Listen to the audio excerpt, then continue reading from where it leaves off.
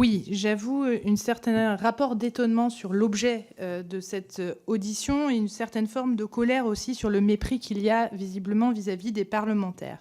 Je voudrais commencer par la surprise, les tergiversations autour de la stratégie nationale énergie-climat, où la LPEC, certains d'entre nous, ont contribué au groupe de travail et nous avons été informés de rien quant au calendrier parlementaire. Il me semble aujourd'hui, quand on voit aussi bien les enjeux énergétiques que climatiques, que ça devrait être une priorité absolue du gouvernement et donc du Parlement.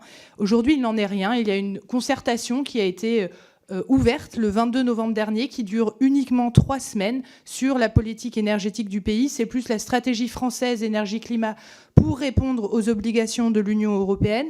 Est-ce que vous pensez sérieusement que 3 semaines suffisent pour concerter correctement une feuille de route énergétique et climatique de la France? Est-ce que vous allez l'étendre, cette concertation, à un processus démocratique qui devrait bien avoir lieu, ou est-ce que c'est juste une manière de nous imposer, nous mettre devant le fait accompli, comme sur de nombreux sujets? Plus surprenant, ce document précise qu'une consultation sera donc complétée par un projet de loi sur la production énergie. Vous venez de parler de loi de souveraineté énergétique. Qu'est-ce qu'il faut entendre par cela? Là aussi, surprise. Depuis des mois, nous vous interpellons sur le calendrier, sur une loi de programmation sur l'énergie et le climat, qui aurait dû déjà faire l'objet d'un débat parlementaire. Et aujourd'hui, vous brandissez donc une loi de souveraineté énergétique, production énergétique, on ne sait plus. Mais où est donc passée la partie climat? Où est passée la partie sobriété, efficacité énergétique? Comment peut-on aujourd'hui faire l'impasse sur les enjeux climatiques?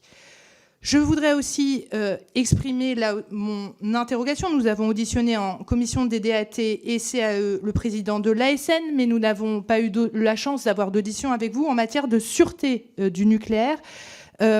J'entends, Madame la Ministre, que vous ne voulez pas prendre le risque sur la filière du photovoltaïque qui n'atteindrait pas ses objectifs. Mais alors sur le nucléaire, l'hypothèse de la prolongation des centrales et l'ouverture d'un nouvel EPR, là-dessus, il n'y a pas de problème. Il faut foncer tout de go et brader la sûreté du nucléaire en passant.